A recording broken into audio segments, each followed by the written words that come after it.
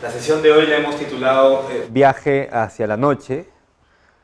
La idea es poder discutir, conversar un poco en torno a ciertas facetas de la obra, en particular de César Moro. Vamos a concentrarnos hoy día un poquito más en Moro, la próxima veremos más Westphalen. Ciertas facetas desconocidas de Moro, que uno las puede observar o intuir en su poesía, pero que a partir de la investigación que hemos hecho Mariana y yo para lo que iba a ser, y ojalá sea este año, la exposición de César Moro y Westphalen, nos permite ir un poco más allá de la poesía y entender a Moro como un agente cultural importante en un contexto en donde los estudios del psicoanálisis emergen, en donde hay toda una reforma de la manera de entender la enfermedad mental en el Perú, que coincide con el surgimiento del asilo de la Magdalena, se llamaba, hoy conocido como el Hospital Víctor Larco Herrera, en 1918. Moro participa de todo ese proceso y vamos a ir como desmontando de a pocos qué es lo que se pone en juego en las relaciones entre Moro, la locura, el surrealismo, el psicoanálisis, etc. Entonces, viaje hacia la noche. Quería comenzar con esta imagen, que es una pintura de René Magritte. Como saben, René Magritte es uno de los pintores surrealistas más destacados del movimiento y en particular era un artista que le interesaba mucho a Moro y a Westphalen. De hecho, Westphalen dedica algún ensayo a la obra de Magritte. La imagen se llama El Imperio de las Luces, del 50.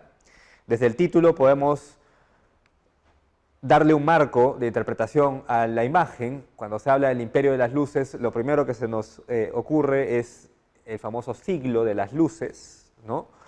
Que es el modo en el cual se llama a este contexto de ilustración que vive Europa entre el siglo XVII y el XVIII. Y es interesante esta imagen porque nos pone en escena esta especie de contradicción visual propia de un sueño, propia de una realidad alterna. Como ven, el cielo está iluminado y de modo inexplicable aparece en el plano inferior una casa radicalmente oscura y con una luz artificial que la apunta. Esta especie de contradicción entre lo luminoso y lo oscuro puede ser un eje interesante para pensar lo que nos compete el día de hoy, que es la enfermedad mental, la locura. Aquí hay un fragmento de Foucault en su famosa Historia de la locura en la época clásica, en donde dice lo siguiente: decir que la locura es deslumbrante. Traten de poner en diálogo esto que vamos a leer con la imagen anterior, ¿sí? Decir que la locura es deslumbrante es decir que el loco ve el día, el mismo día que el hombre de razón. Los dos viven en la misma claridad, pero viendo ese mismo día, nada más que él y nada más en él lo ve como vacío, como noche, como nada. Las tinieblas son para él la manera de percibir el día. Entonces, esta cita es bien interesante para introducir el contexto que vamos a discutir el día de hoy, porque es una cita en donde el día y la noche, como metáfora, digamos, de la locura y la razón, aparecen intrincadas entre sí. Entonces, cuando pensamos en todo el contexto de racionalización, de ideología de progreso moderno, tal como lo hemos discutido en la clase anterior con el gobierno de Leguía, por ejemplo, si extendemos este ideal racionalista moderno a la Europa, donde surge el surrealismo, del cual va a beber la obra de Moro y Westphalen, la relación entre la razón y la sin razón, entre la razón y la locura, no es una relación excluyente. Uno podría decir que la locura surge, o más bien al revés, que la razón surge como efecto de lo que en ese contexto se llamaba una especie de higiene mental. Es decir, se parte de la idea de que el hombre es un ser dominado por sus impulsos, Freud diría los impulsos sexuales, por la libido, por esto que llamaba también en la estructura del yo, el ello, el superyo, por el ello, ¿no? Entonces el hombre es un ser de por sí manchado, contaminado, impulsivo, ser biológico, etcétera, etcétera. Y la razón es un efecto de reprimir esa instancia instintiva, ¿sí? Entonces, no es que la razón tenga una evolución paralela a la de la sin razón, sino que surge del propio seno de la sin razón, del mismo modo que la noche surge del propio seno de la claridad, de la luz. Aquí tenemos una imagen de André Masson, que era también un artista ligado al surrealismo y cercano a la sensibilidad de Moro y de Westphalen, en donde precisamente se pone en escena algunas de las cosas que caracterizan al ideal racionalista de la modernidad. El ideal racionalista viene acompañado de un ideal en donde el hombre debe ser sometido a ciertas tecnologías políticas del cuerpo, diría Foucault, podríamos hablar de estrategias de control, de represión, de encierro, a partir del cual se domestica esas fuerzas vitales y el hombre constituye su subjetividad normalizándola, ¿sí? Esos espacios de normalización de la subjetividad, como por ahí sabrán, Foucault los relaciona a espacios carcelarios, a la escuela, a espacios militares, pero también a los manicomios, ¿no? Entonces podemos seguir esa ruta para pensar este primer fragmento que aparece en el primer manifiesto del surrealismo en 1924, que lo escribe André Breton, líder del movimiento surrealista, en donde se plantea lo siguiente, dice: todos saben en efecto que los locos solo deben su internación a una pequeña cantidad de actos reprimidos, como lo acabo de decir, ¿no?, por las leyes, y que a no mediar tales actos, su libertad, por lo menos lo visible de su libertad, no estaría en juego. Me inclino a creer que tales seres son víctimas en alguna forma de su imaginación, que los impulsa a la inobservancia de ciertas reglas, al rebasar las cuales el género humano se siente amenazado, hecho que todos hemos pagado con nuestra experiencia, ¿no? Entonces la idea de que los locos son aquellos que rebasan los límites del control social, y ese rebasamiento es el exceso de la imaginación que los surrealistas justamente quieren darle rienda suelta, quieren abrir el espacio para que eso que excede el control social, la ley, tenga un lugar en esta nueva sociedad utópica que están proyectando los surrealistas. Una sociedad en donde prime el deseo, en donde prime el flujo erótico, en donde prime la excentricidad y la normalidad antes que, digamos, la regularidad de lo subjetivo, ¿no?, la normalización de lo subjetivo. Por eso también adquiere sentido esta otra frase que aparece en el mismo manifiesto: no ha de ser el miedo a la locura el que nos obligue a poner a media asta la bandera de la imaginación, ¿no? A media asta la bandera de la imaginación, es decir, como la constatación de que ser hombre en esta sociedad es renunciar al exceso de la imaginación. En ese sentido es aprender a normalizarnos, a tener una cuota de mediocridad en la medida en que debemos no ser excesivos y bajar la bandera de la imaginación para poder entendernos dentro de un contexto regular, predecible, etc.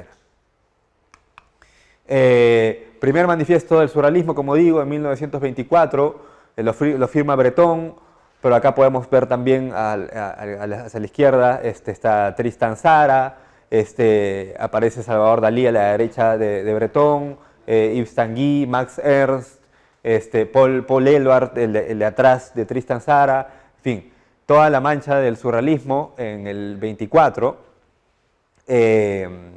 abogando por esta definición que aparece planteada en el primer manifiesto, un poco siguiendo una estética paródica que ya había aparecido en Dada, en el dadaísmo. Recordemos que el dadaísmo es el movimiento previo al surrealismo y muchos de los que terminan siendo parte del surrealismo en realidad participaron activamente también de el dadaísmo. El más destacado, Tristan Tzara, que es el fundador del dadaísmo, de Zurich al menos, decía que la cosa paródica de poner una definición de diccionario, ¿no? Surrealismo, SM, luego enciclopedia, filos, como esta retórica de una definición de diccionario que es precisamente todo lo contrario de lo que los surrealistas hacen con el lenguaje, con la sensibilidad. El diccionario encorseta, el diccionario encuentra siempre patrones, en cambio el surrealismo más bien libera y encuentra irregularidades en el comportamiento, en las lógicas, ¿no? Sí. O sea, mientras leías y hacías los enlaces, ¿no?, entre la locura y el surrealismo, pensaba en Breton siendo enfermero en la Primera Guerra Mundial, ¿no? Eso, y vamos la Guerra a Mundial influye mucho, sobre todo en ellos, pero en Perú, la Guerra Mundial, Perú no participa, o sea, participan, no, los países se manifiestan, digamos, ¿no?, a favor y en contra. ¿Influye un poco eso por aquí, en la época que Moro era chibolo? Recordemos que la globalización va a la par de los avances tecnológicos. Entonces, en el contexto de la Primera Guerra Mundial, todavía los medios de comunicación no están obviamente tan desarrollados como ahora, por lo tanto, las informaciones que llegaban al Perú sí llegaba la información, pero era más o menos limitada. Entonces no había ese nivel como de compromiso de ciudadano del mundo que hoy en día todo el mundo tiene, porque nos enteramos de inmediato de la guerra de Ucrania, de Rusia, en fin. Pero la locura, o sea, lo que le pasó a los europeos, ¿no? Porque ellos venían, claro, se le vendía Europa, París, la ciudad de luz y todo eso. Claro. Totalmente, tiene mucho sentido lo que dices, porque por eso también la vanguardia en el Perú no tiene los mismos, no se mide bajo los mismos características, registros que la vanguardia europea, básicamente porque la vanguardia europea es una respuesta a 2500 años de racionalización metafísica, que es toda una tradición detrás, ¿no? O sea, tienes a Descartes detrás, tienes a los filósofos griegos detrás, tienes una carga histórica alucinante de proyecto racionalizador, ilustrado, ¿no? Modernidad, ¿no? Aquí hablamos de, como se suele hablar del gobierno de Leguía, también como una modernidad sin modernización, es decir, por un lado se abogan por ciertos valores abstractos de la modernidad, como la libertad, la autonomía, a nivel económico, la industrialización del país, la construcción de carreteras, de avenidas, de monumentos, etc. Pero eso es un poco en la superficie. Pero finalmente la mentalidad no se moderniza, sigue siendo tan colonial como siempre. Entonces, ahí se puede discutir, digamos, de modo más amplio cómo se puede insertar la poesía en ese contexto. Y por eso los vanguardistas más radicales en esta línea del surrealismo son gente que se forma afuera, ¿no? O sea, Moro se ve obligado a ir a París y desde allí bebe toda esta estética y a su modo cuando vuelve es surrealista contra ciertos cánones oficiales que no son los cánones europeos. Acá lucha contra el indigenismo, ¿no? Allá el vanguardismo lucha contra, no sé, toda la tradición renacentista, por ejemplo, ¿no? Que es distinto. Rodrigo. Sí. Sí, en realidad también un poco para responder a tu pregunta, hay que pensar que, claro, Breton es enfermera en la Primera Guerra Mundial y después decide estudiar medicina, claro, ¿no? Entonces, cuando decide estudiar medicina, ve cuál es el trato que le dan a todos los enfermos mentales, que es un trato completamente, digamos, Sí. ¿cómo se dice? Salvaje, Salvaje, ¿no? sí. O sea, cero prácticas, ¿no? Digamos, médicas, conscientes en cuál es la realidad de cada enfermo. Entonces, esto es lo que él en realidad se retira parcialmente de la medicina, porque no está de acuerdo con ese tipo de tratamientos y más bien él ve el otro doblez de la locura, ¿no? Que sería poder ver posibilidades de otras realidades dentro de esas mentes que se consideran atormentadas, enfermas, ¿no? Sin racionalidad, etcétera.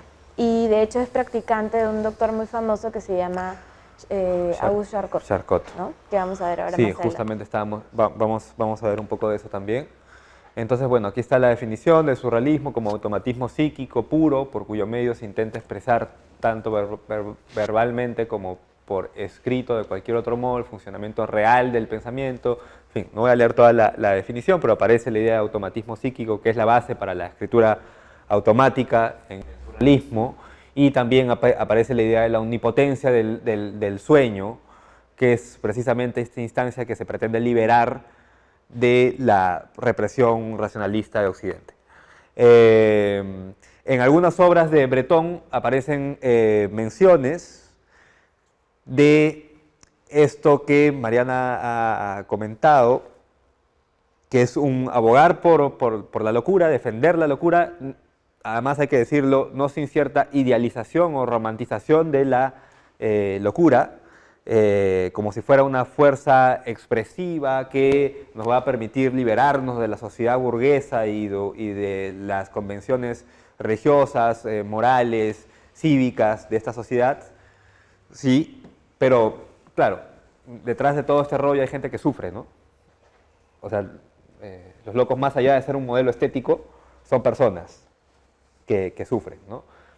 Eso podría ser una crítica a la idealización o la romantización de la locura que hace el surrealismo. Pero puntualmente, cuando defiende la locura, también critica justamente los espacios de reclusión donde aparecen los locos, donde están los locos, donde se medican a los locos, y que tenían, digamos, políticas absolutamente violentas, agresivas para tratar la locura.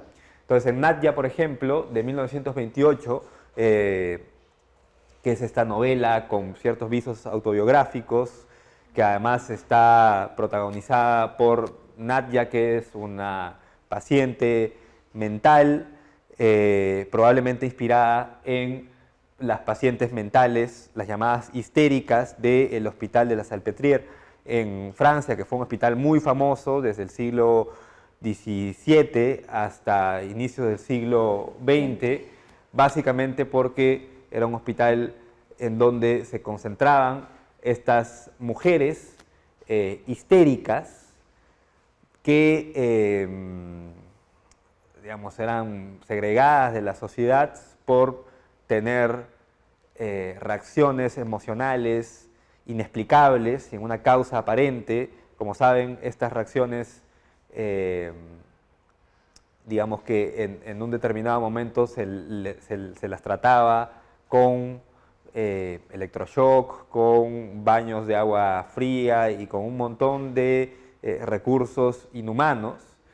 Y hacia finales del siglo XIX, inicios del XX, va a aparecer esta figura también revolucionaria de la psiquiatría francesa, que es Jean-Martin Charcot, para focalizar sus estudios en la histeria y poder determinar causas neurológicas de ello antes que causas que provenían de la religión, que provenían de todo aquello que no tenía nombre o que no se podía explicar, era justamente producto de Dios, de algún demonio que se había apoderado de un cuerpo, etc. ¿no? Entonces, aquí vemos también en la Revolución Surrealista, en el 25, la Revolución Surrealista fue el primer órgano oficial del surrealismo, de difusión del surrealismo, ¿no? Aparecen también textos, en este caso firmado por Luis Aragón en el 25, que es una carta a los jefes, a los médicos jefes del asilo de locos, en donde Aragón, a la manera de un manifiesto, proclama, ¿no? Se sabe, dice, nunca se sabrá lo suficiente que los asilos, lejos de ser asilos, son temibles cárceles en las que los recluidos proveen mano de obra gratuita y cómoda, y donde la servicia es regla. Importante, hay que retener este dato para ver luego cómo Moro se relaciona con el Arco Herrera, la idea de que se pasa de una especie de espectáculo de la violencia y del dolor aplicado al cuerpo del paciente, del enfermo mental, ¿no? Con electroshock, con baños de agua helada, ¿no? A ciertas estrategias de domesticación, de control de la subjetividad, que al mismo tiempo son recursos productivos para el capitalismo, el trabajo, mano de obra gratis, ¿no? Por eso dice, ¿no? Los recluidos proveen mano de obra gratuita y cómoda, donde la servicia es regla. Todo esto lo toleran ustedes, dice, ¿no? A los jefes de los asilos. El asilo de alienados, bajo la protección de las ciencias y las leyes, es comparable a los cuarteles, a las prisiones, a las mazmorras. Ojo también cómo está metiendo en la ecuación a la ciencia y a las leyes. Si eso es bien particular del surrealismo, como conversábamos hace un momento, el surrealismo se levanta con todo este sistema racionalista en donde no solo termina siendo víctima el arte, la cultura, sino también la política, las leyes y la ciencia, ¿sí? Se genera en este contexto, cosa que es una especie de remanente romanticista, una dicotomía entre el arte y las ciencias, por momentos teniendo formación científica Breton e influenciándose por una rama de la psicología que pretendía en ese momento también tener una raíz científica, que era el psicoanálisis, ¿no?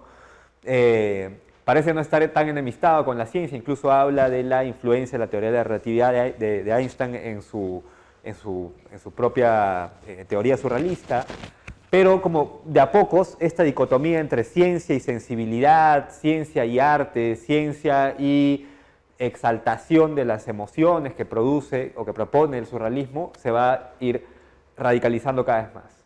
Lo cual, solamente como dato, para luego volver sobre ello, no ocurre en el Perú. Cuando aparece el psicoanálisis, cuando aparece algunos artistas y poetas interesados en ello, más bien lo hacen afirmando ciertas corrientes positivistas que venían desde el siglo XVIII, ¿sí? Es decir, afirmando la ciencia. Vamos a ver luego cómo hay una entrevista que se le hace a Moro cuando él está trabajando en el 35, en el Arco Herrera, ¿no? Y le dice, acá no estamos haciendo arte, estamos haciendo ciencia, y él clasificaba los trabajos de los locos del Arco Herrera, lo vamos a ver luego, ¿no? Pero es sintomática esa respuesta de que estamos haciendo ciencia aquí, ¿no? Entonces no hay una oposición entre psicoanálisis y surrealismo, entre positivismo y surrealismo, como sí lo habría en la Europa de Breton, ¿no? No admitimos que se obstaculice el libre desarrollo de un delirio, dice, tan legítimo, tan lógico como cualquier otra sucesión de ideas o de actos humanos. La represión de las reacciones antisociales es tan quimérica como inaceptable. Todos los actos individuales son antisociales, los locos son las víctimas individuales por excelencia de la dictadura social. Es un poco también el costado por donde conecta Moro y Westphalen y por donde Vallejo, por ejemplo, critica a los surrealistas. Hay cierta ambigüedad ideológica con respecto a, por ejemplo, su marxismo, ¿no? Como ven, esta es una proclama del individuo, la proclama de la libertad individual, y eso no es muy marxista que digamos, ¿no? Eso es más bien un sesgo liberal. Pero tenían este ideal los surrealistas de transformar el mundo, Marx, pero al mismo tiempo transformar la vida, y el otro gran paradigma era Rimbaud, ¿no? Transformar la vida y transformar el mundo hablan también de la síntesis entre lo subjetivo, individual, y lo objetivo, mundo, ¿no? Y es algo que, por ejemplo, va a criticar Vallejo, justamente tildándolos de no haber entendido nada de Marx, porque la conciencia individual para Marx no es otra cosa que un efecto de lo que ocurre en la base material, en la infraestructura, en las relaciones sociales de producción y todo esto que mencionaba Marx, ¿no? En cambio, ellos quieren hacer una revolución de la conciencia como si esta revolución fuera una revolución del individuo y a través del individuo forjar una revolución social. Y esa especie de ruta metodológica no es muy marxista, que digamos, para los detractores de los surrealistas como Vallejo, por ejemplo, ¿no? Pero sí es una línea con la cual van a conectar Moro y Westphalen. Moro, finalmente en los 40, va a declararse literalmente apolítico. Habrá que discutir sobre si la declaración individual de lo apolítico coincide realmente con que tu obra sea apolítica. Yo creo que no. Y Westphalen va a conectarse con un grupo que sí pone la libertad en primer plano. Y bueno, vamos a ir discutiendo un poco esto luego cuando veamos las moradas la próxima clase. Un poco lo que comentábamos, Breton trabaja como enfermero, como asistente médico. Bueno, él estudia medicina, pero también trabaja como asistente médico en el contexto de la Primera Guerra Mundial, viendo los trastornos mentales que se generaban también en los soldados, en los asistentes a la guerra, y además asistió a muchas de las clases que daba Jean Charcot, que, como les dije, era muy conocido en el contexto por curar a las histéricas mediante procedimientos de hipnosis, ¿sí? Y es un momento bien interesante, no solamente de la psiquiatría, sino también de la historia, por ejemplo, de la imagen, de la fotografía, porque incluso había una cuestión teatral, porque lo que hacía Charcot era exhibir su cura en grandes anfiteatros, auditorios, como vemos en esta pintura de André Brulet, Lección clínica en la Salpêtrière de 1887, ¿no? En donde sale Charcot exhibiendo a una de las histéricas y desarrollando el proceso de hipnosis para curarla, ¿no? Entonces hay como una especie de espectacularización de la psiquiatría aquí, ¿no? La psiquiatría se entiende como imagen, y eso es así también porque hubo un trabajo por parte de un fotógrafo de la Salpêtrière, que no recuerdo ahora cómo se llamaba, pero que registró cada uno de los movimientos excesivos, muchas veces dramatizados, ¿no?, de las histéricas en pleno trance, ¿no? De hecho, aquí tenemos una de esas fotografías, ¿no? Y hay una especie de fetiche de los surrealistas con una de las pacientes mentales, que se llamaba Agustín, ¿no? Que según ellos tenía como una especie de romance, o sea, eran histéricas, pero al mismo tiempo se entendían en ese contexto como personas muy erotizadas, ¿no? Se decía que este Agustín tenía una especie de romance con la cámara, ¿no?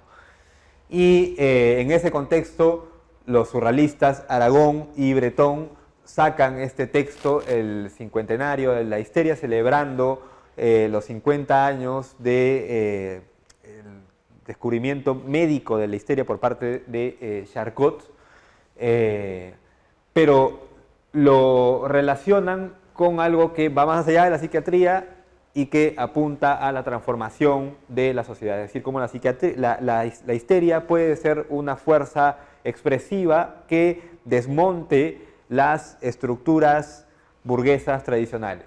Dice, así pues, nosotros proponemos en 1928 una definición nueva de la histeria, ¿no? Tras 50 años de haber descubierto la histeria como enfermedad, ¿no?, proponen esto. La histeria es un estado mental, dice, más o menos irreducible, que se caracteriza por la subversión de las relaciones que se establecen entre el sujeto y el mundo moral, del cual cree depender, al margen de todo sistema delirante. Este estado mental se funda en la necesidad de una seducción recíproca que explica los milagros apresuradamente aceptados de la sugestión o contrasugestión médica. Ese es el dato fundamental. La histeria no es un fenómeno patológico, dice. Ya no es una propiedad mental, ¿no? Sino más bien, no es un fenómeno patológico, perdón, y a todos los efectos puede considerarse más bien como un medio supremo de expresión.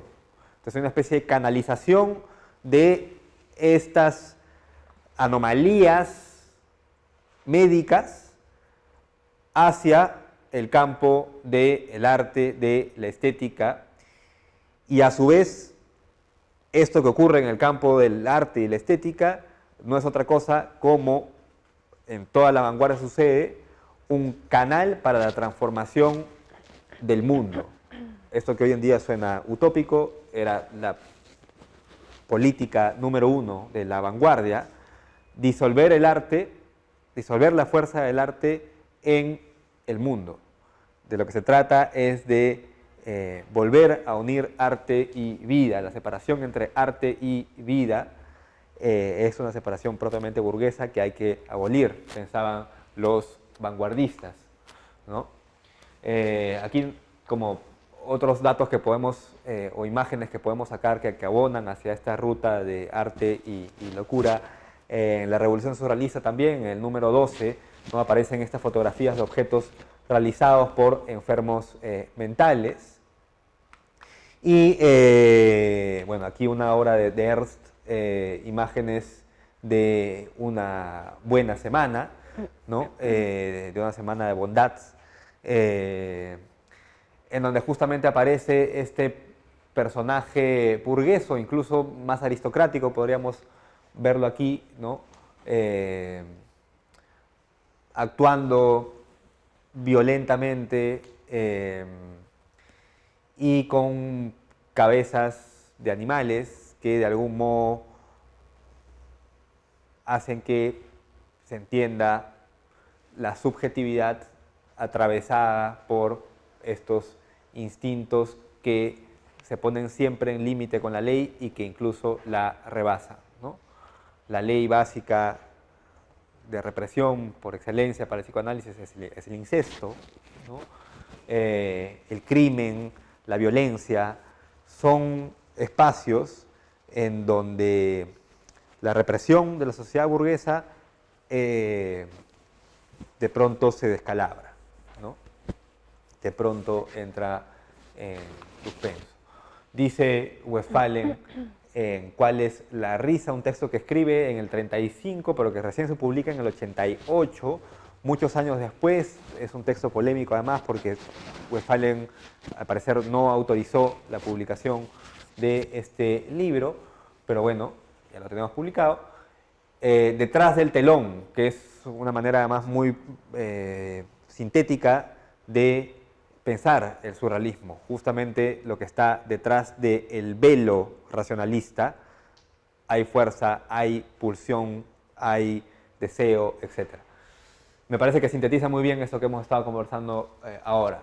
Habría más bien, dice, que hablar de la corriente subterránea, a propósito de lo que nos compete en el curso, de la corriente subterránea que estalla en la superficie, ¿no?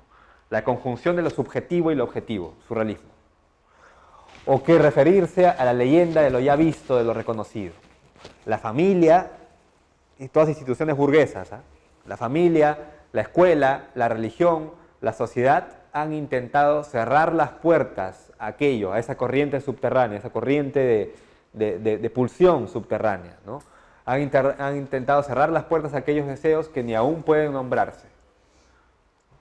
Esas corrientes incluso son innombrables. Hay que reinventar el lenguaje para darle un espacio a estas fuerzas, ¿no? Pero el niño se detiene en un delicioso problema y allí hace una especie de relato que pone en escena un incesto, ¿no? Pero ya salió muy larga la cita, así que he borrado esa parte.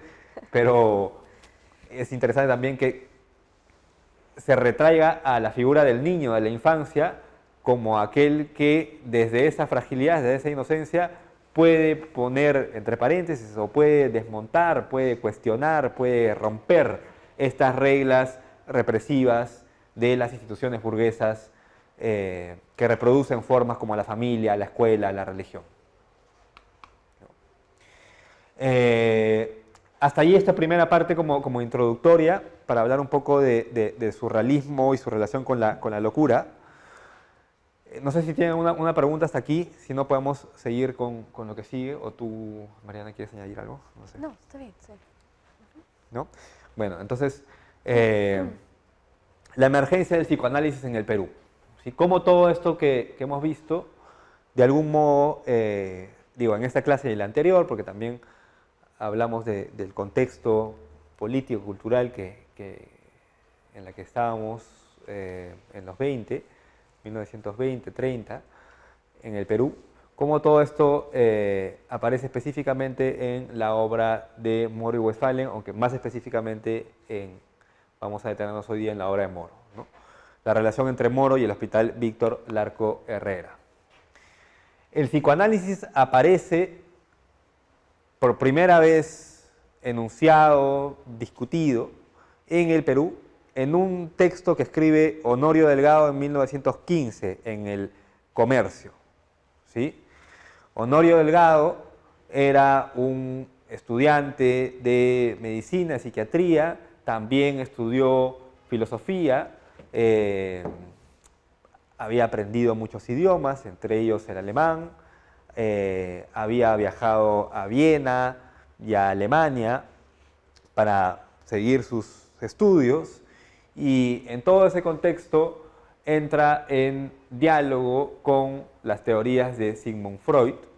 De hecho, conoce a Sigmund Freud. Hay una serie de cartas que se pueden encontrar en el archivo de Honorio Delgado entre Freud y Honorio Delgado, y por eso Delgado es una figura fundamental para la historia de la psiquiatría, no solo peruana, sino también latinoamericana. De hecho, es el primer psicoanalista, o es el primer latinoamericano que trae el psicoanálisis a esta región, ¿no? La primera revista, por ejemplo, que discute el psicoanálisis es la revista de Psiquiatría y Disciplinas Conexas, que vamos a verlo ahora. Y finalmente esto no maduró tanto como en otros países, como en Argentina, donde el psicoanálisis es el ABC, ¿no?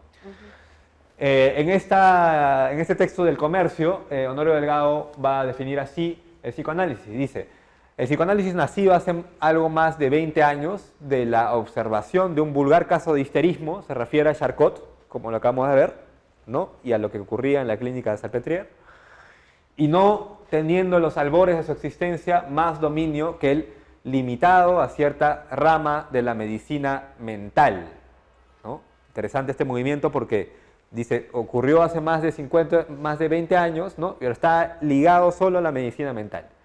El gran aporte de Honorio Delgado es cómo pensar esto ligado a la medicina, ahora ligado a otras esferas de la cultura, lo que va a llamar él disciplinas conexas, ¿no?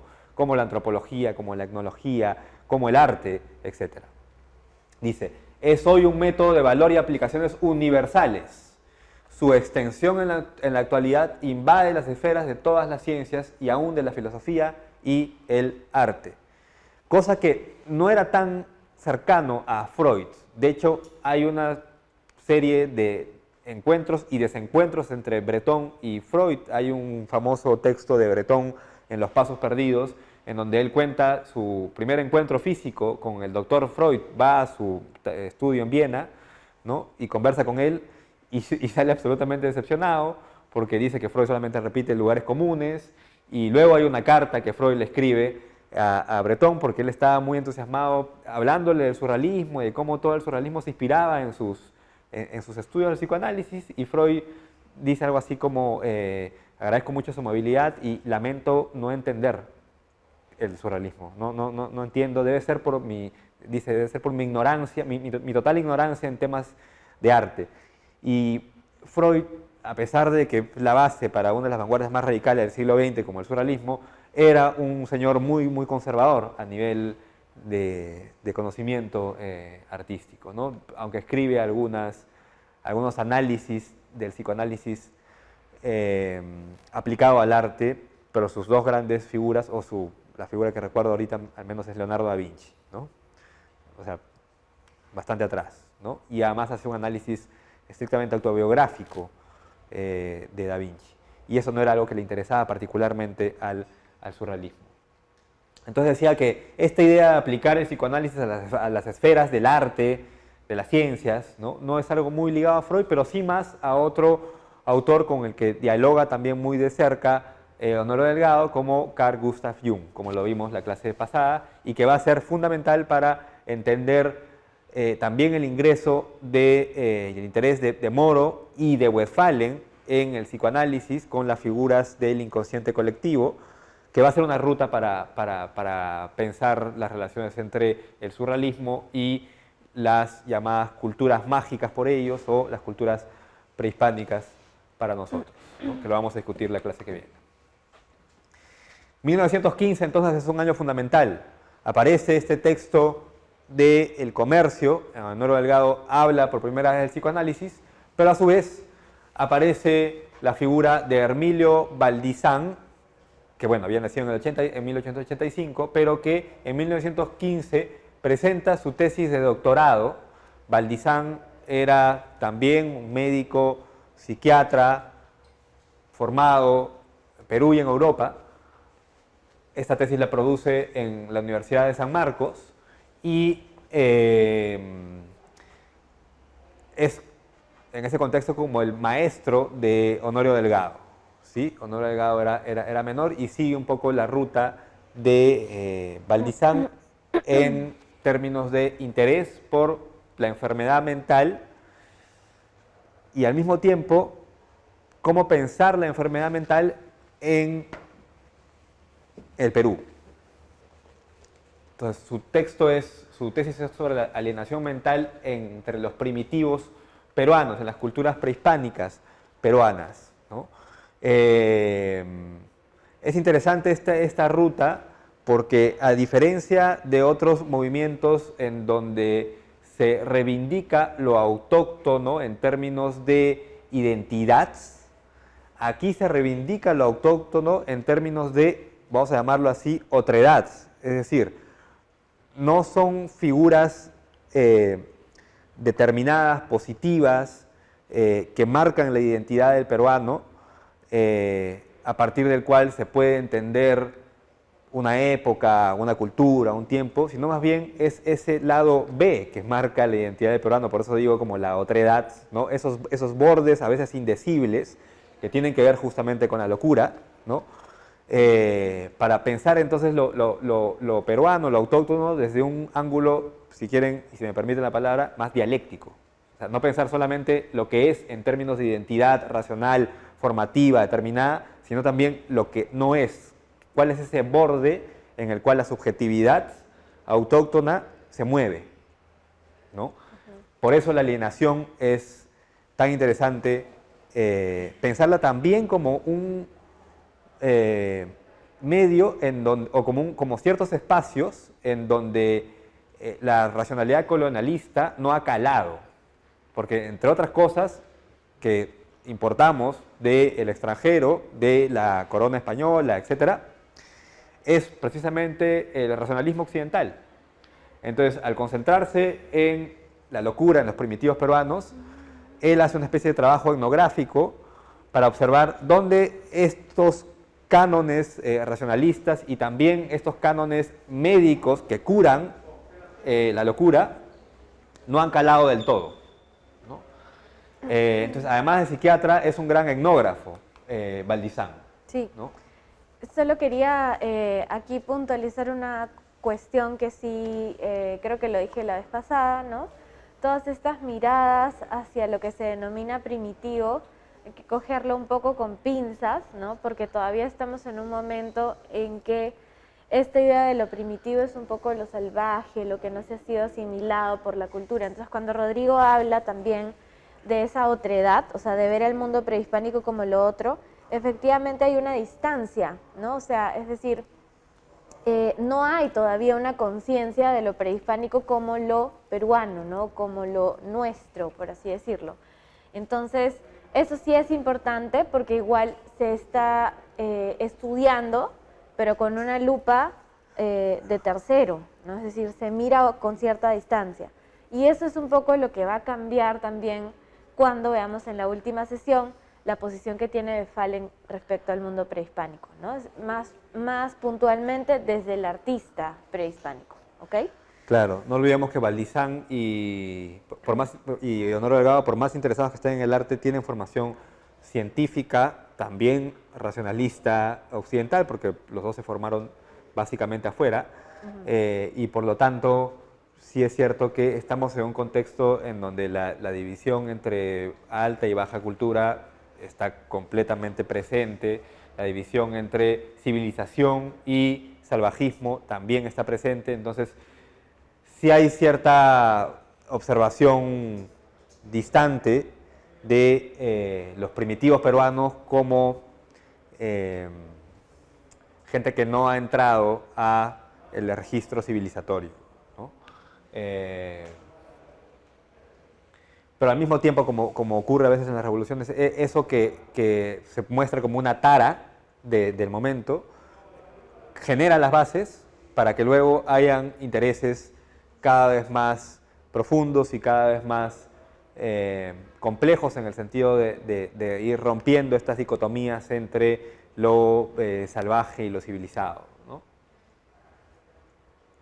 Al punto de que tenemos luego figuras como Westphalen y Eyelson, en donde habla Eyelson de un refinamiento conceptual y estético de la cultura prehispánica que ya quisiera tener el arte contemporáneo, ¿no? Ese tipo de lógicas no está presente todavía aquí en 1915, ¿no? Más bien hay distancias. Bueno, Revista de Psiquiatría y Disciplinas Conexas nace en 1918, justamente comandado por estas dos grandes figuras de la psiquiatría peruana como Honorio Delgado y Hermilio Valdizán. Desde ya sintomático que sea disciplinas conexas, ¿no? Como una especie de visos de lo interdisciplinario, ¿no? En ese momento no existía esa palabrita, pero es psiquiatría y, noten aquí, ¿cómo se pone acá con este, no? ¿Al puntero? No, con puntero, el medio. con este. Ahí está. No hay. Bueno, Ahí está. noten. Sí, es que es rojo. Ah, soy medio daltónico, sorry. Bueno, aquí noten donde dice psiquiatría, Ajá. neurología, psicología, psicoanálisis, folclor, dice folclor, antropología, endocrinología, no sé qué cosa, higiene mental, el concepto que estábamos conversando hace un rato, criminología, van a haber otras que nos salga etnografía, etc., ¿no? Estas son como las disciplinas conexas de interés de esta revista. Este es el primer número, pero vamos a ver cómo también sí, en el primer número, en julio de 1918, van a aparecer como toda revista, ¿no? Tiene una parte de ensayos y luego tiene parte como de reseñas, ¿no? Que acá le llaman noticias de libros, ¿no? Y mira, Julio Cetello va a hablar en esa sección del uso de las cabezas humanas. Julio Cetello, el famoso arqueólogo peruano, ¿no? Del cual va a hablar Mariana también la próxima clase, ¿no? Sí. El uso de las cabezas humanas artificialmente momificadas y su representación en el antiguo arte peruano. Desde ya es revolucionario que en una revista de psiquiatría aparezca un texto que ni siquiera hace la conexión explícita entre arqueología y psiquiatría. Aquí es un texto solo sobre las cabezas momificadas, ¿no? Y además, como les decía, miren quién aparece, Jung, ¿no? Aparece Jung, ¿no? Sobre la inconsciencia, la psicopatología y entendiendo la psicología. En ese contexto,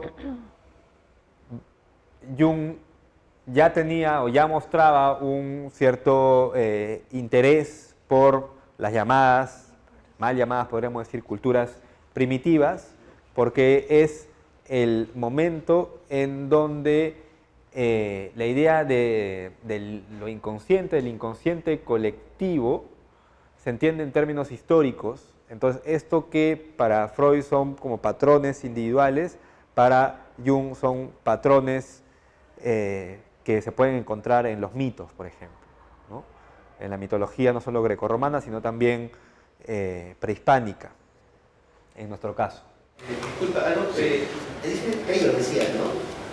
Tello, sí, pueblos de Tello. Sí. Qué loco, porque no sé si quieres hacer un comentario. Sí, claro. Porque Tello, como dices, es el padre de la arqueología peruana, pero en esa época era un arqueólogo cuyas propuestas eran descabelladas, ¿no? Claro. O sea, él después, ya grande, es reconocido, pero en esa época publicarlo era como que también una apuesta. Qué bueno. Es el 19, pues, ¿no? Es el 18, sí. Sí. Claro. ¿Y en qué sentido sus propuestas eran descabelladas?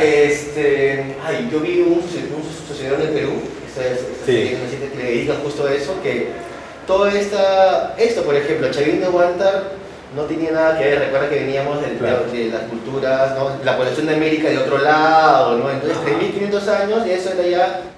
Solo quería decir una cosita. Sí, lo que dices es súper interesante. ¿Cuál es tu nombre, perdón? John. Sí, porque efectivamente cuando, lo vamos a dar la próxima clase, pero cuando Tello descubre Chavín, pero sobre todo cuando excava Paracas, la noción del arte de las culturas prehispánicas con relación a la identidad cultural peruana cambia por completo, ¿no? Además, considerando, o sea, por lo que los Paracas son mayormente conocidos, que son las intervenciones craneales, las trepanaciones craneales, ¿no? Que nos da una noción absolutamente diferente de cómo se practicaba la medicina, claro, ¿no? En el mundo prehispánico. Claro. Sí. En esta revista no solamente aparecen reseñas de estos autores, sino también aparece lo que hacia 1921 va a madurar como un taller de psicopatología de la expresión, que es un taller que Honorio Delgado va a comenzar a dictar en el asilo Colonia de la Magdalena, conocido como Víctor Larco Herrera. Hemos visto hace un momento cómo Honorio Delgado habla de que el psicoanálisis puede tener aplicación más allá de la medicina, puede entenderse también como un recurso que utiliza al arte como medio para la curación psíquica. Uno de estos recursos podría ser la poesía, otro las artes plásticas, pero aquí vemos, por ejemplo, cómo hay estas psicopatografías, que son ejercicios en donde los pacientes mentales se les invita a que escriban poesía para detectar estas zonas oscuras de la psique, ¿no? Y este es un poema que se publica de un paciente mental anónimo, Los amores de un poeta, ¿no? Le escribe a una rosa: no, bienvenida, novia mía, consuelo de mi prisión, yo te adoro, amor mío, con todo mi corazón, ¿no? Comprendieras mi sufrir, si supieras tú mi amor, mucho tiempo lloro yo, sin poderlo remediar, esperando tu venida, y así, así, así. ¿Sí?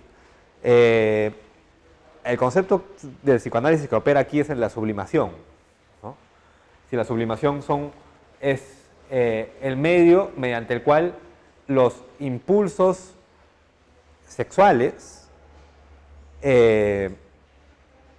radicalmente transgresores se canalizan hacia espacios socialmente aceptados. Entonces, por instinto hay una pulsión sexual que si le diéramos rienda suelta seríamos animales, ¿no?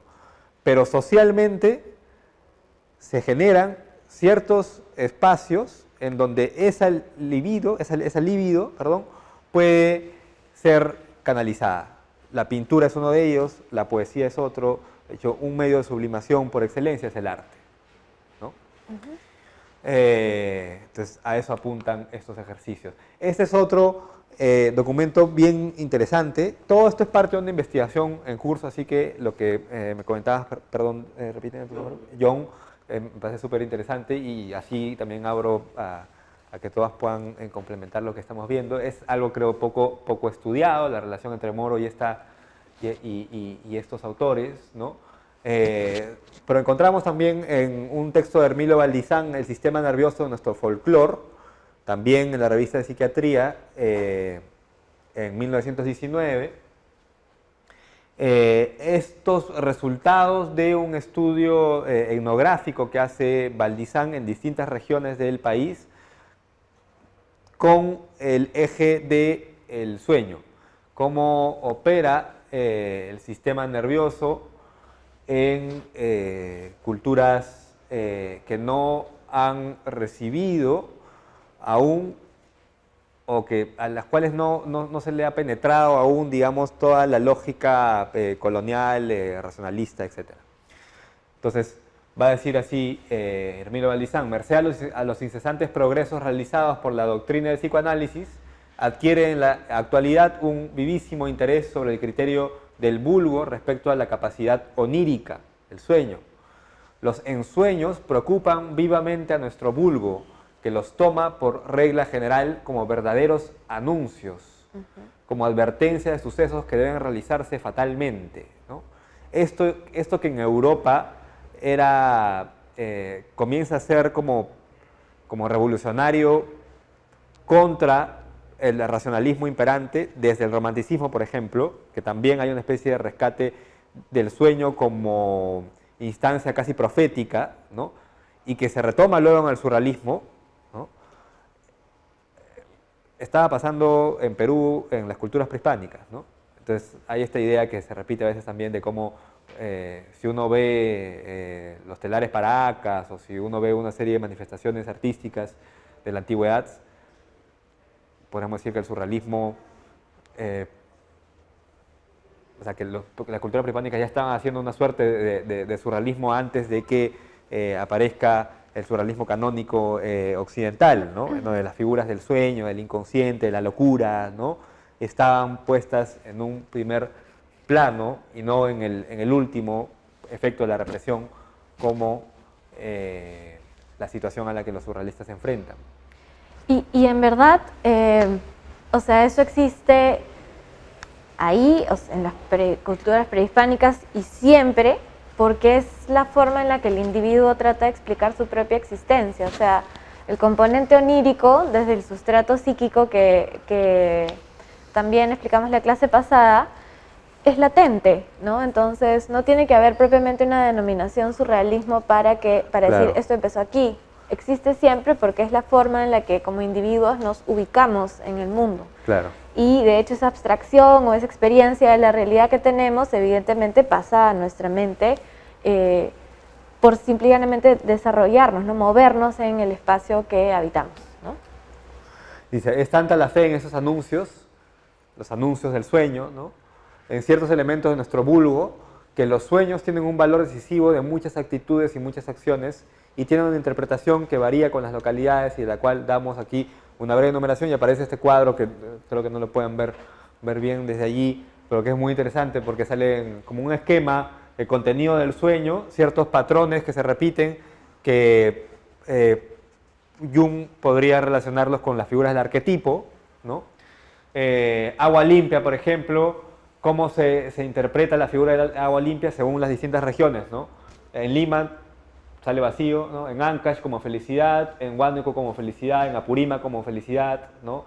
El agua turbia como desgracia, en Ancash, en Huánuco, la sangre también como desgracia, el perseguido por un toro, la figura del perseguido por un toro, ¿no? En Lima y en Ancash no se registra, en Huánuco se registra como desgracia, pero sin embargo en Apurímac se registra como enfermedad, y así, ¿no? Como un esquema interpretativo de los sueños básicos, ¿no? Entonces, ahora aterricemos más propiamente a la relación entre cómo Moro absorbe todo esto y se va vinculando con el Hospital Víctor Larco Herrera.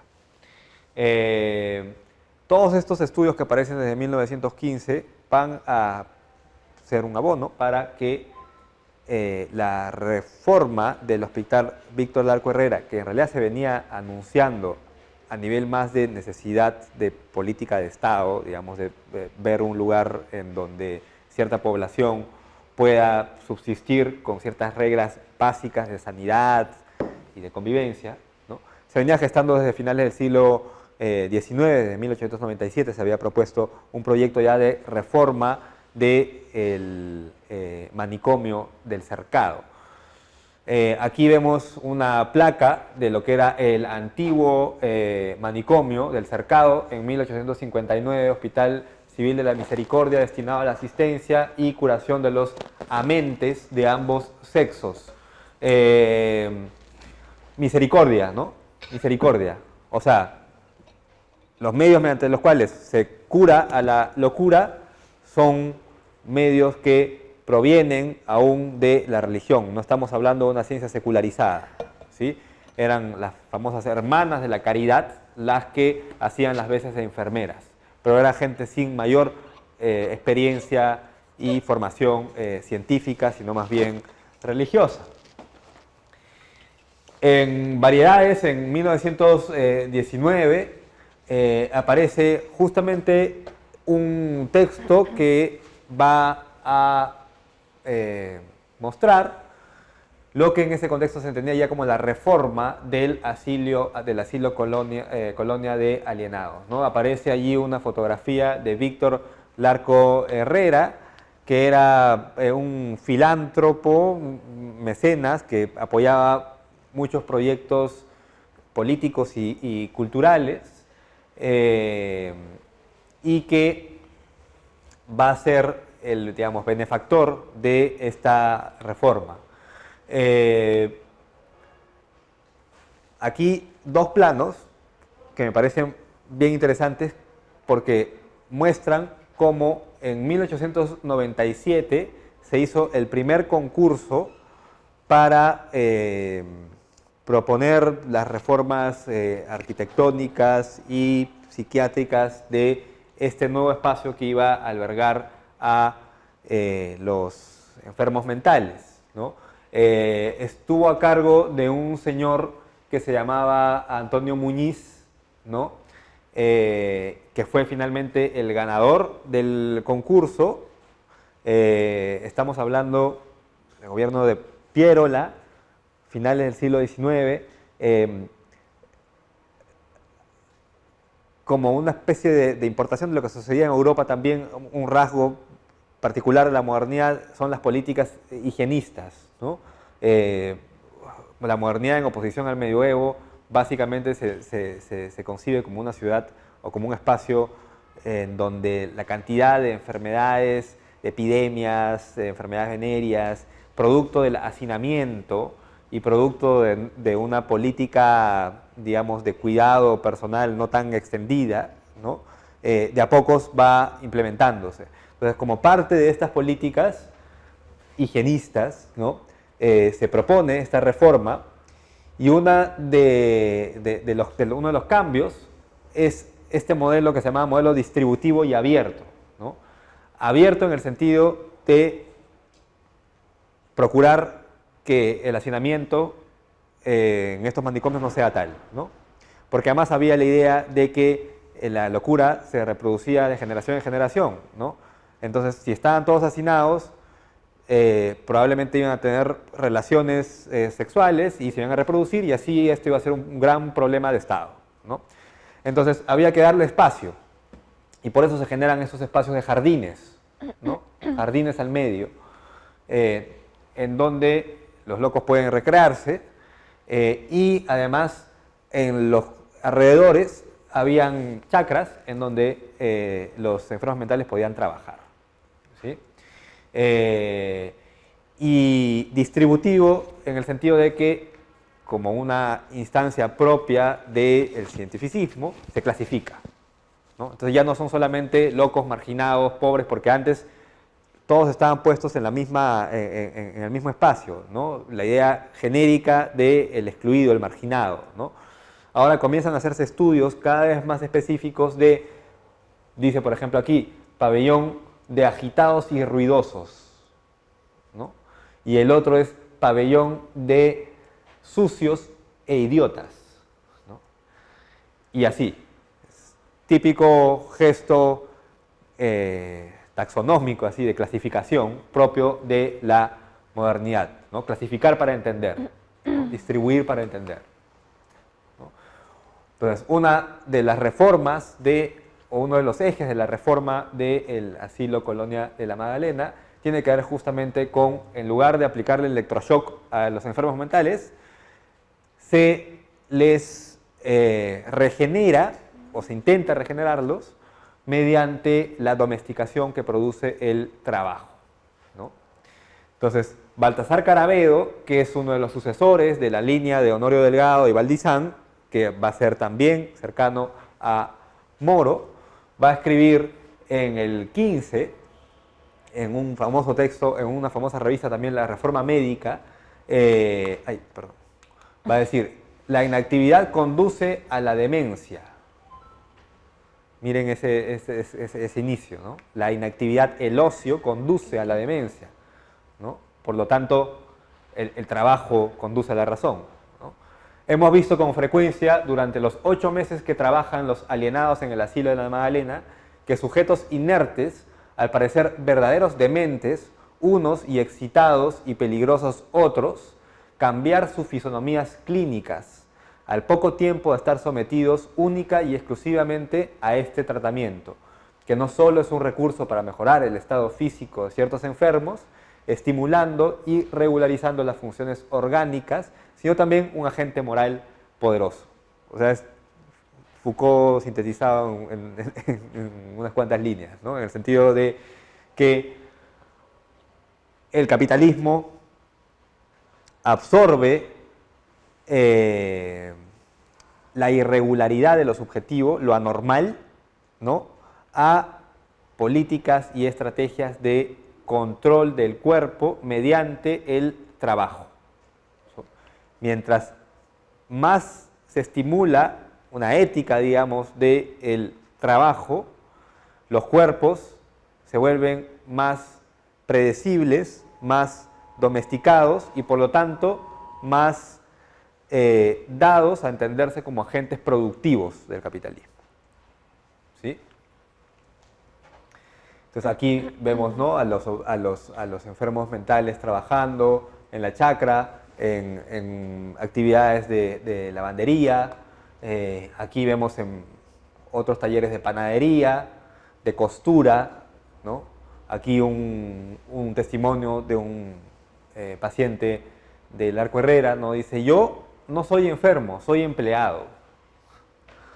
Los enfermos se quedaron allá, en la otra casa, o sea, en el manicomio del cercado, ¿no?, donde daban baños de chaqueta. No sé exactamente a qué se refiere con baños de chaqueta, pero imagino que estos baños en agua helada, o baños en electroshock, o baños con camisa. Con camisa. Con camisa, ¿no? Con camisa de fuerza. Sí. Y encerraban en la jaula, dice. Aquí todos somos empleados, ¿no? No soy enfermo, soy empleado. Y interesante también cómo entre estas actividades que se promovían estaba la de el impresor. Había un taller de máquinas de imprenta, esta es una foto de 1920, en donde se imprimía además, no sé si pudieron notar cuando vimos la carátula de la revista de Psiquiatría y Disciplinas Conexas, había un recuadro que decía impreso en los talleres del asilo Colonia Madre. Entonces, los estudios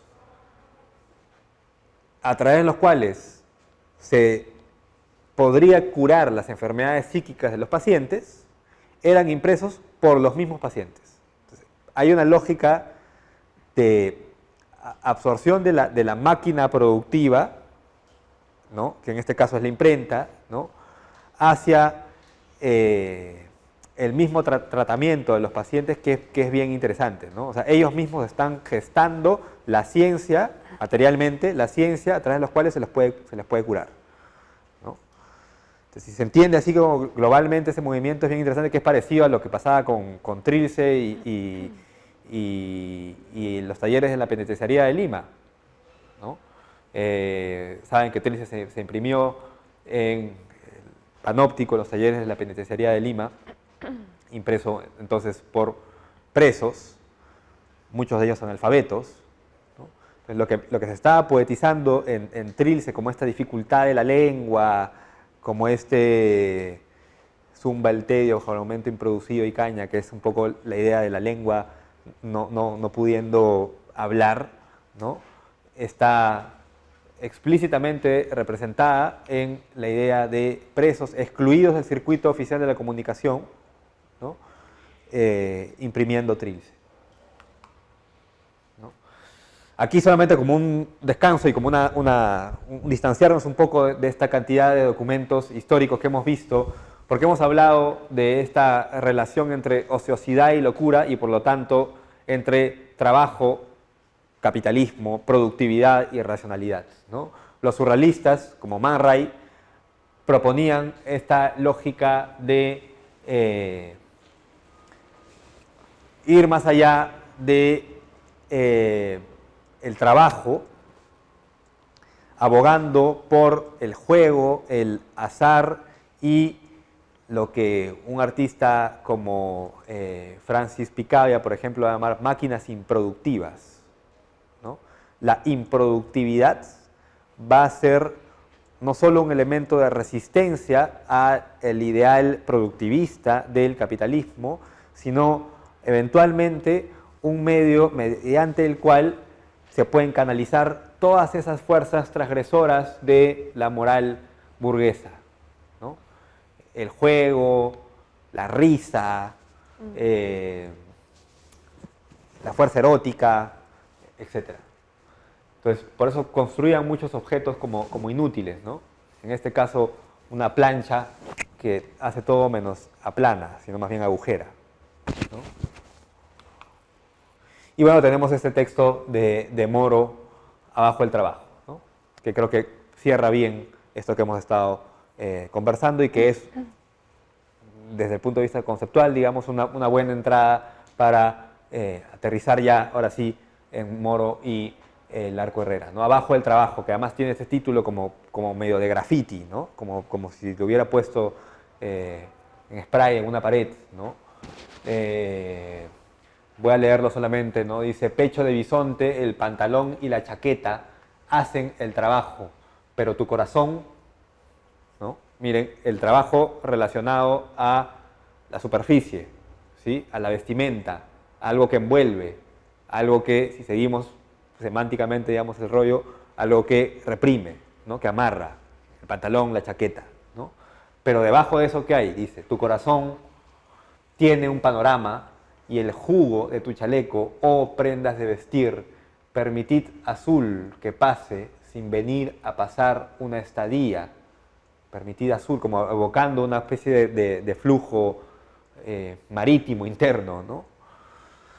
El azul, ¿no? Sin venir a pasar una estadía de las vacaciones que le permiten las ocupaciones del trabajo de su sueño.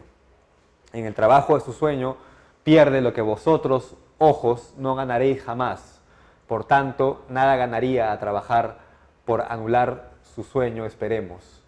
No arbora en la farmacia, no se venden en las tiendas, o prendas de vestir, abanicos. Por tanto, nada ganaría a venderse ni a trabajar. Invitación a no concurrir al trabajo. Habitación estrecha de los guantes. ¿Qué perdieron alrededor Podemos, congregaciones? Uy, disculpen chicos que se pierde así el hilo de la lectura, pero no leo bien.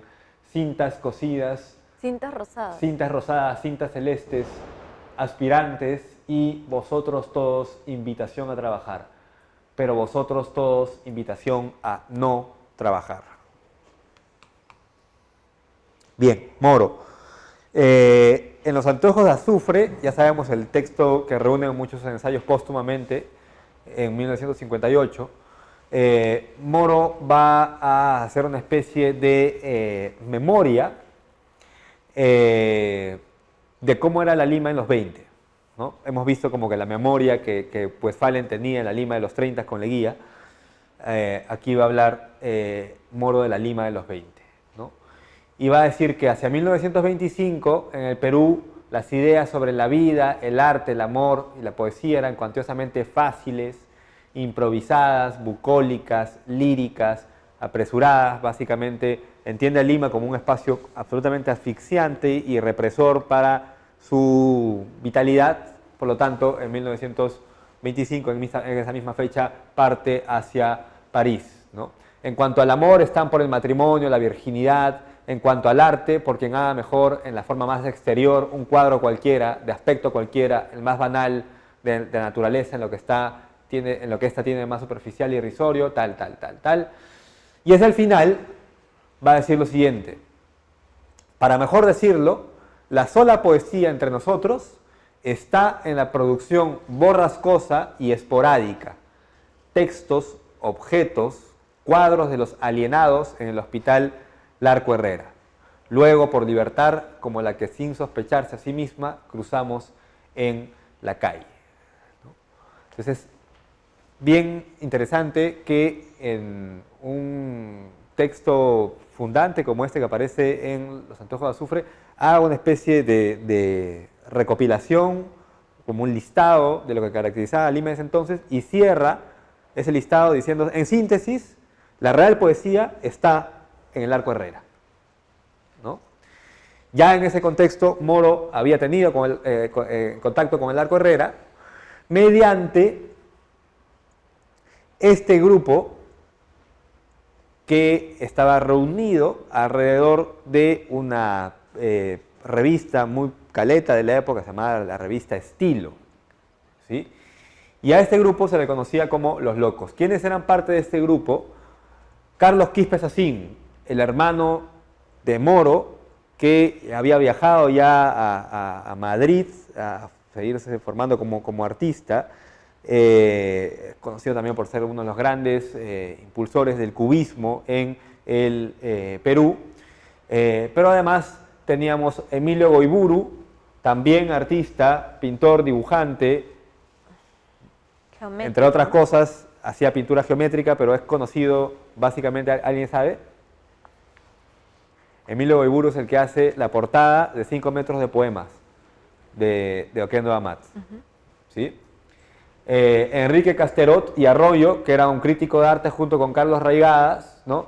Augusto Moral y Alfonso de Silva, el poema que le dedica a Vallejo, ¿no? Es un músico que había ido a París a inicio de los 20 y un poco es como que el gran anfitrión de la época. Todos los que van a París, Alfonso da Silva y la que era su esposa luego, Alina da Silva, los reciben y como que los insertan un poco en el mundo parisino. De hecho, se sabe que Alina da Silva fue la que los presentó a los surrealistas, a Breton y Eluard, a Moro, ¿no? Hacia 1928, ¿no? Entonces, Raúl Pro también. Entonces, toda esta mancha aparece como figurada en el imaginario público como el grupo de los locos. ¿Por qué? Porque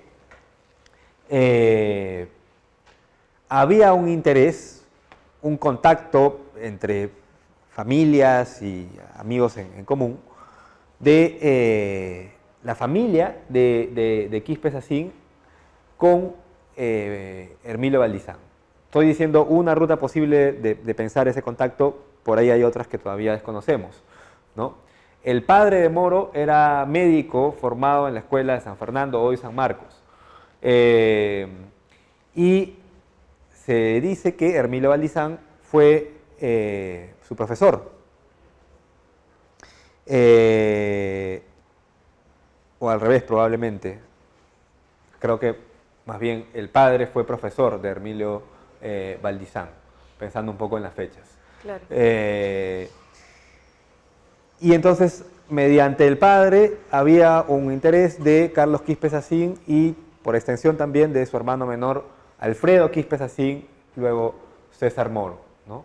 Hay prueba de ello en una carta que le envía Moro a su hermano cuando éste ya estaba en Madrid, en donde le dice lo siguiente: como ven, Valdizán es un buen padre. ¿Qué es un buen padre? Dice. O sea, no solamente era un amigo, sino era como un tipo muy cercano a la familia y que hizo las veces de como padre emocional, intelectual para ellos, ¿no? Que es un buen padre, nos habló entusiasmado, es una carta del 22, ojo, nos habló entusiasmado sobre la vida, sobre los individuos vistos a través del psicoanálisis. Al hablarnos se le veía que sufría, dice. Me ha encargado Valdizán que te diga que se te recuerda con mucho cariño en el asilo y que te desea y espera que te decía, espera que es muy pronto, ya no entiendo qué dice ahí. Realizar... Muy pronto has de realizar has mucho realizar de tus deseos, triunfando de la mentalidad española. Ajá. Ujú. ¿Sí? Entonces, para lo que nos interesa, ¿no? Habla de una relación muy cercana con Valdizán y le dice, se te recuerda en el asilo. Entonces parece que habían visitas muy seguidas al asilo Colonia de la Magdalena de parte de Carlos Quispe Sacín y este grupo, Los Locos, y Moro se conecta a través de ellos, ¿no? En ese contexto, Moro estaba realizando estas ilustraciones para revistas como Variedades, Mundial. Muchas de estas ilustraciones están influenciadas por el Art Nouveau que venía de Europa y básicamente se centraba o estaba influenciado por revistas de moda, de variedades, ¿no? Entonces, no solamente era influenciado Moro por esa estética, sino también, como vemos, con otro de los miembros del grupo Los Locos, como Casterot, Enrique Casterot, también hacía estos mismos ejercicios Art Nouveau, y esto que no es tan Art Nouveau, pero tiene ciertas cosas parecidas, como esas líneas ondulantes detrás, ¿no? De Emilio Goiburu, 5 metros de poemas, ¿no? Entonces, eso es lo que estaba trabajando Moro en esa época a nivel estético, ¿no? Y lo he subrayado aquí, pero está complicado que se pueda leer eso. En Variedades, en el 25, aparece la primera nota crítica sobre Moro como artista, escrita por ¿quién? De nuevo, uno de los miembros de Los Locos, Carlos Raigada, crítico importante en ese contexto, amigo además de Alfonso da Silva. De hecho hay una publicación de correspondencias entre ambos, ¿no? Y allí, como para ir cerrando un poco el círculo, justamente habla de la tesis de Honorio Delgado. En ese recuadro que he puesto, que no podemos leer, habla de la tesis de Honorio Delgado, que era una tesis entre psicoanálisis y la relación entre el psicoanálisis como recurso para atender a la esquizofrenia, ¿no? Y cita una parte de la tesis donde habla de la importancia de la racionalidad, cita Wilde, etc., ¿no? La tesis de Honorio Delgado también fue impresa en los talleres del asilo Colonia de Magdalena, dicho sea de paso, ¿no? Y aquí a la derecha tenemos algunos otros ejercicios de Moro, en este caso publicado en la revista Flechas, esta gran revista vanguardista que dirigía Magda Portal hacia el 24. ¿No? Aquí ya comenzamos a ver algunos trabajos en donde se ve claramente la presencia de Moro en el Hospital Víctor Larco Herrera. El primero es un autorretrato de cerca de 1924, tinta sobre papel, en donde Moro aparece como impreso en tinta sobre un documento que no se leía muy bien qué es, pero investigando muchas de estas informaciones, ojo, le estamos también extrayendo de un estudio que hizo Nuria Cano, que vino la vez pasada, seguro hoy no ha podido venir, que es una tesis sobre la exposición de 1935, la primera exposición surrealista en Latinoamérica, ¿no? Pero hay todo un capítulo que le dedica justamente a la relación entre Moro y el Arco Herrera. Entonces, allí se descubre que, o finalmente, revisando el archivo del Arco Herrera, ¿no? Se encuentra justamente esos soportes sobre los que Moro escribía. ¿Y qué eran? Era finalmente una memoria correspondiente en este caso al año 1920, en donde como se clasifica a los enfermos de acuerdo a ciertos datos, ¿no? Se ponen las iniciales del enfermo y luego cuál es su diagnóstico, ¿no? Psicosis infecciosa y su estado actual, ¿no? Curado, psicosis tireógena, curado, demencia paralítica, igual, y así. Y así. Entonces, sobre ese ejercicio científico, clasificatorio, positivista, ¿no? Moro imprime estos trazos más bien ya con cierto tono onírico, surrealista, ¿no? Aquí también otros diálogos posibles, un cuadro que se llama Mitología Indiana, tinta china y pincel sobre papel, es sin fecha, ¿no? En donde aparecen también como estos perfiles, estos rostros de perfiles y cierta como iconografía que podría relacionarse con alguna cultura prehispánica, en diálogo con esta sección de la revista de Psiquiatría y Disciplinas Conexas, se llama Folclore Indiano, ¿no? Entonces, de por sí ya hay mitología indiana, folclore indiano, en donde aparece además un texto de Julio Cetello que habla sobre la leyenda de la génesis de los Amueyas, ¿no? En 1918. ¿No? Arturo Jiménez Borja,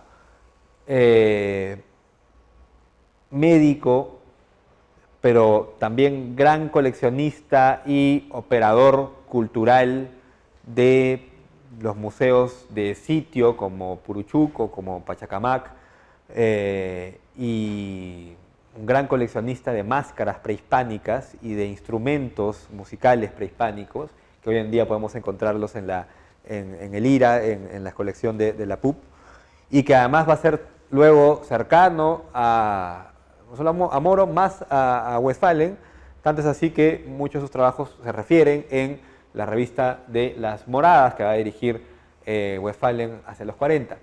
En ese contexto, Borja era muy chiquillo y estaba haciendo su tesis de bachillerato sobre iconografía esquizofrénica, ¿sí? Él visita al Larco Herrera y se encuentra con Moro. En una de sus memorias habla de ese encuentro con Moro. No voy a leer todo, pero habla cómo Moro se relaciona con el paciente de modo muy cercano. Habla de cómo Moro en ese contexto, estamos hablando del 35, cuando Moro vuelve de París, ¿sí? Moro se va en París el 25 y vuelve el 34, ¿sí?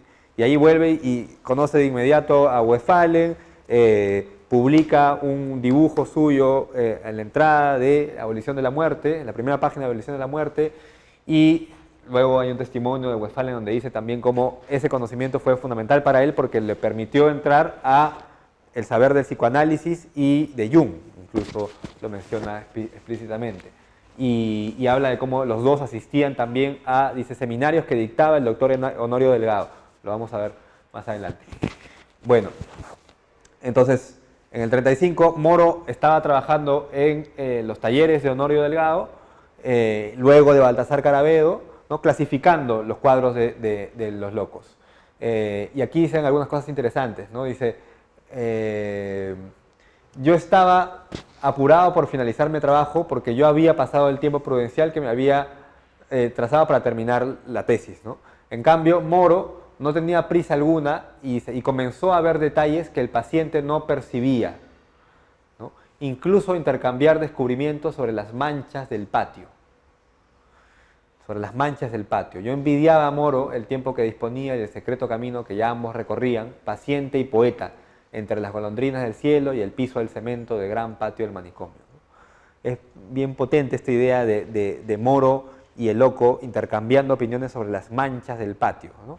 Recuerda a estos pasajes del Tratado de la Pintura de Leonardo da Vinci, en donde habla como uno de los orígenes de la pintura es las manchas que uno encuentra en las paredes, ¿no? Aleatorias, que va a ser luego algo que se va a explorar a su modo en el informalismo europeo, con, por ejemplo, Tapiz, Antoni Tapies, va a tener eso como un eje, ¿no? Las manchas que se generan aleatoriamente en las paredes de las calles.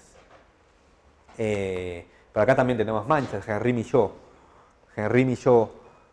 gran poeta y artista, y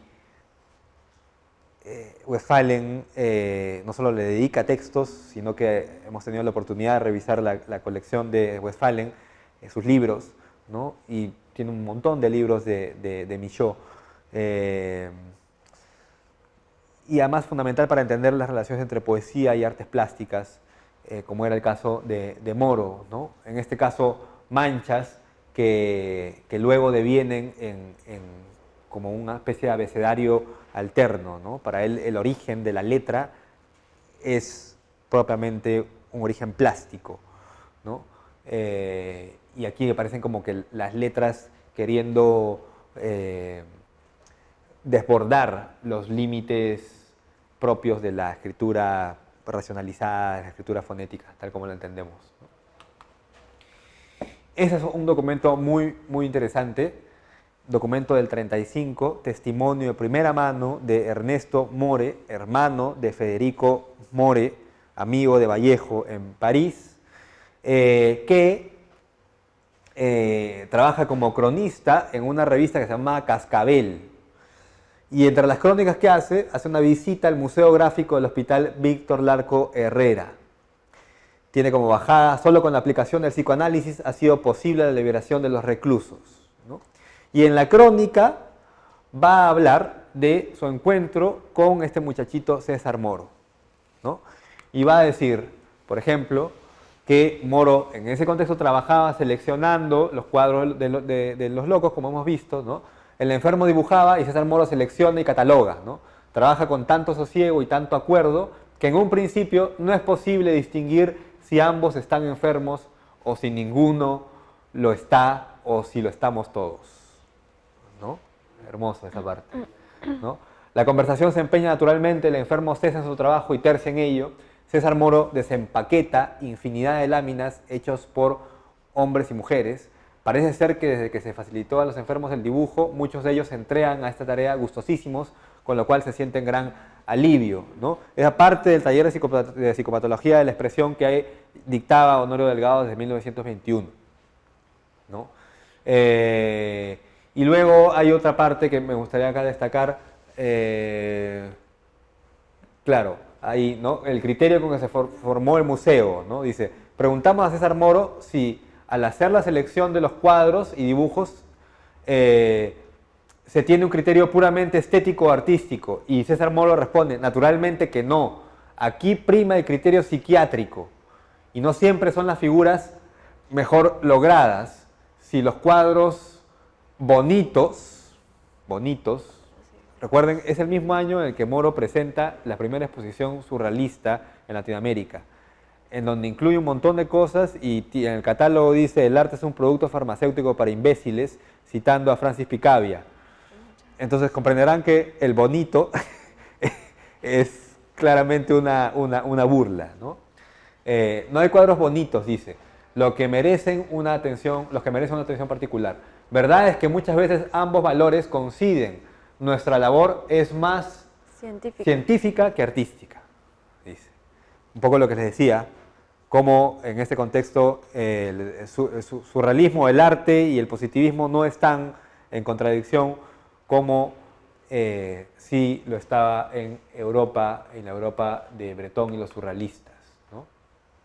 Este otro cuadro, ¿no? Trazos, dice, cuadro especialmente recomendado por César Moro, demuestra un caso agudo de esquizofrenia, y allí More hace una especie de link hacia algo que nos interesa. Dice como inconscientemente, de repente, el autor, posiblemente sin saberlo y sin conocer nada de Tiahuanaco, ha dibujado en él ciertos caracteres que tienen semejanza con los de esa desaparecida civilización.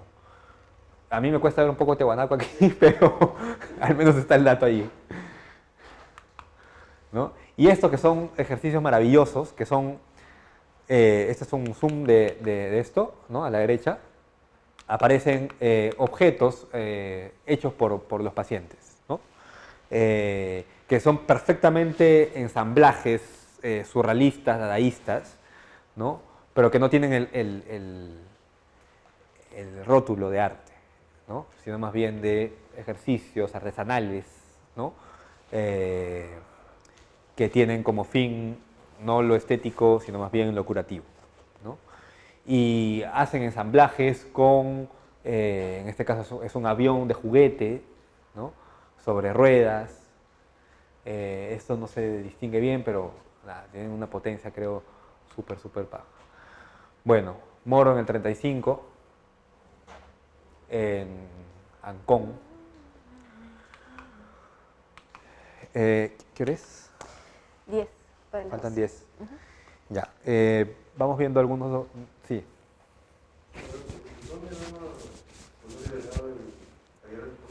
En el mismo Larco Herrera. Sí, pabellón 2 del Arco Herrera.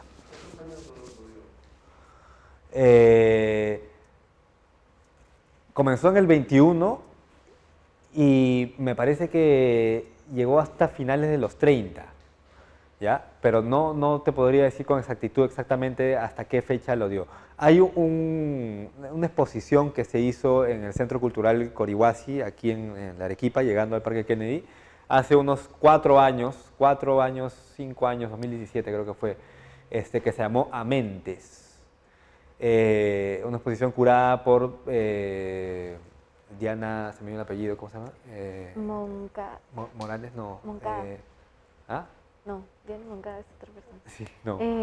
Ya, bueno, la que administra el archivo del Arco Herrera y Luz Azcárate, que es una chica filósofa.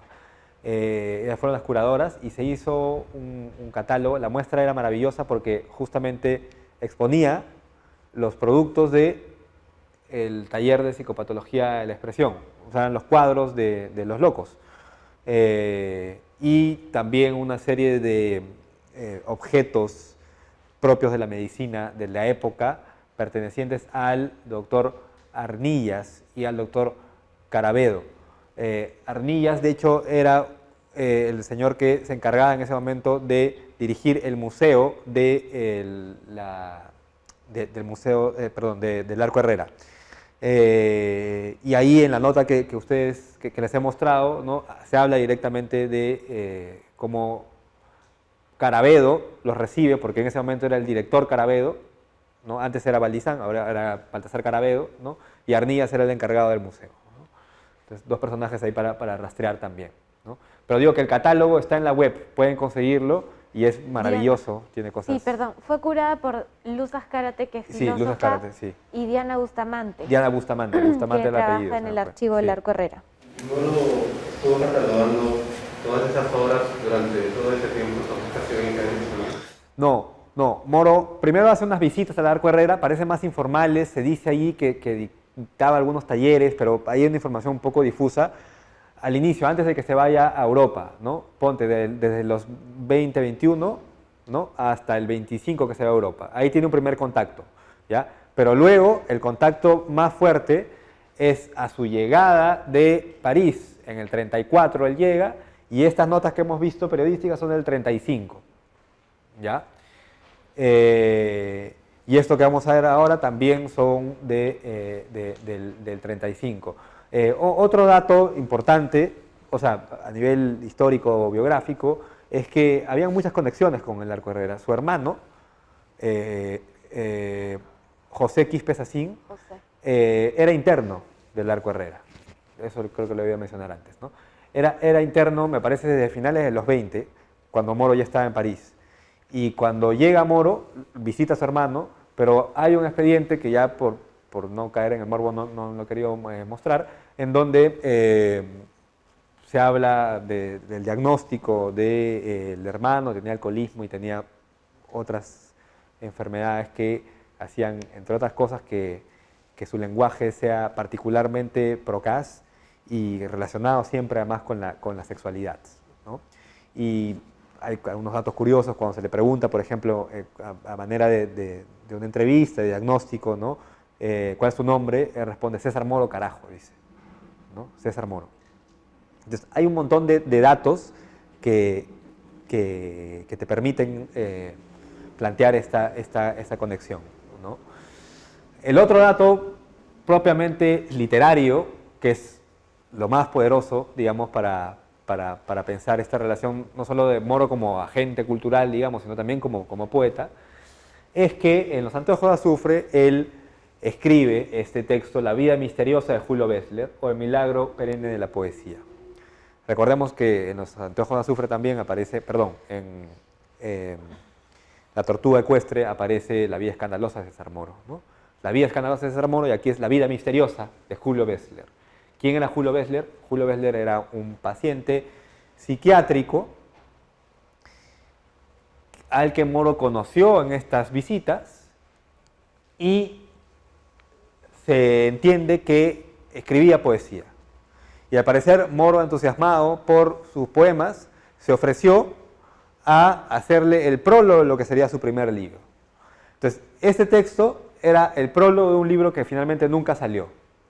O perdón, sí creo que llegó a salir en una edición así como autogestionada, pero que está absolutamente perdido, ¿no? Que sería una maravilla que se pueda encontrar.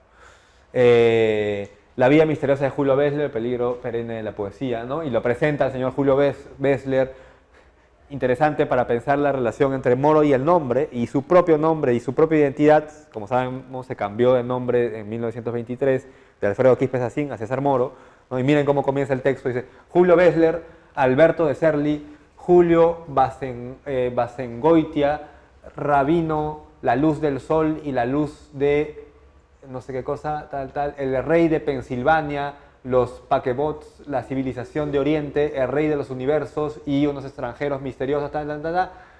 Son todas como que objetivaciones, dice, de Julio Bessler, ¿no? O sea, son los infinitos nombres que Julio Bessler se atribuía a sí mismo, ¿no? Firmada con todos estos nombres, ¿no? Entonces, la identidad como una esencia fija se diluye, ¿no? Lo mismo que hace Moro con su propio nombre, ¿no?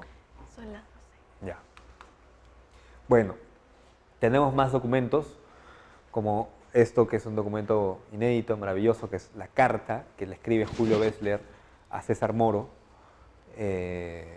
Lo que pienso de mi vida y lo que usted piensa de mi existencia, usted, señor César Moro, tal, que está lo hemos encontrado en el archivo del Getty en Estados Unidos. Y nada, es un grupo de cartas como de 15 cartas que se escriben y que creo que sería muy interesante que lo podamos publicar, ¿no? Cuadros. Juan Villafuerte Lor era un paciente psiquiátrico venido del Ecuador que se asumía a sí mismo como discípulo de Moro. De hecho, en la colección de Moro, en el Getty, se conservan algunos de estos cuadros y otros están más bien en el archivo de Larco Herrera, pero vemos aquí los visos también surrealistas, ¿no?, de este Juan Villafuerte Lor.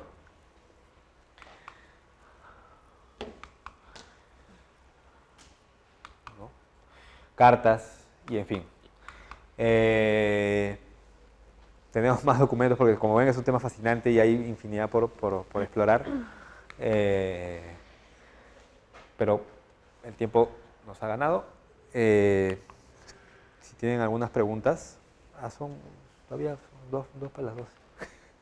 Quería mostrarles en 2 minutitos de repente cómo lo que hace Moro en esa época, ¿no?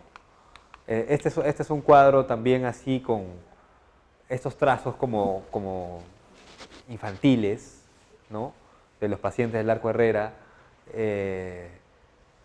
siempre sujetos que no respetan los límites de los cuerpos, ¿no?, que se fusionan entre sí y que además están como en el aire, ¿no? No producen sombra. Esa es una característica particular de los dibujos de los esquizofrénicos, ¿no?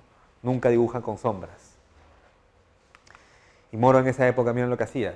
Podría ser perfectamente el dibujo de un niño o de un loco muy cercano a lo que luego, a finales de los 50, el artista francés Dubuffet va a plantear como el art brut, el arte bruto, ¿no?, que rescata toda la estética de enfermos mentales y de niños también excluidos en puricultorios. Pero mira lo que hacía Moro en esa época, ¿no? Solamente voy a pasar las imágenes, ¿no? Completamente me parece. Faltan algunos como recursos específicos para. Es muy difícil. ¿Cómo analizas el cuadro de un paciente mental, ¿no? Porque uno siempre corre riesgo de estetizarlo, ¿no? Y es algo más que arte. Hay otras cosas de por medio, ¿no? Entonces es un terreno bien espinoso ¿no? Pero sin mayor razón, como uno ve esto y piensa que claramente tiene como un trazo y una estética de paciente mental, ¿no?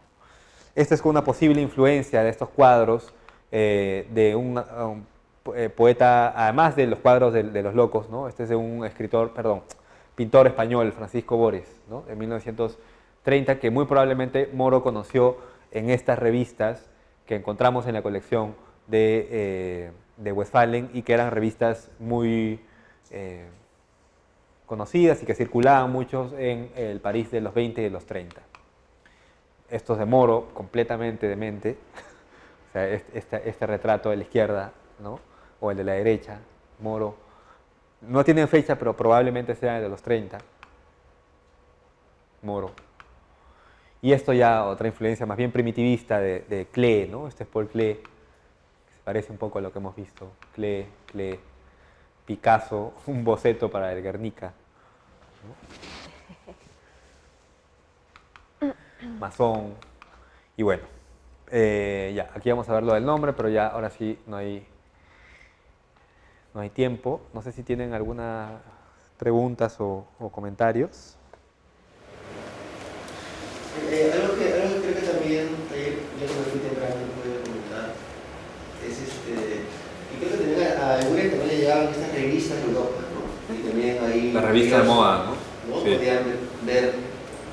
Me llamó la atención mucho el cuadro que pusiste de la cabeza voladora con esta vampiresa, ¿no? Y la cabeza voladora justo es un mito, pues, de la Sierra del Perú. Ajá, claro. Claro. ¿Pero a cuál No, te en la refieres? primera sesión, las de Guren. De la cabeza voladora, ok, ya, las de Eguren, claro, Claro. sí. No, no es Moro, es Moro. Es Moro y Eguren, pusimos en pusimos relación, Moro y ¿no? Eguren. Pusimos una figura así fantasmagórica de Eguren al Y al lado de una costado cabeza nada más. sin cuerpo, ¿no? Claro, sí, es un buen punto. Sí, es un mito, ¿no? Es un universo tan amplio el que se abre, ¿no?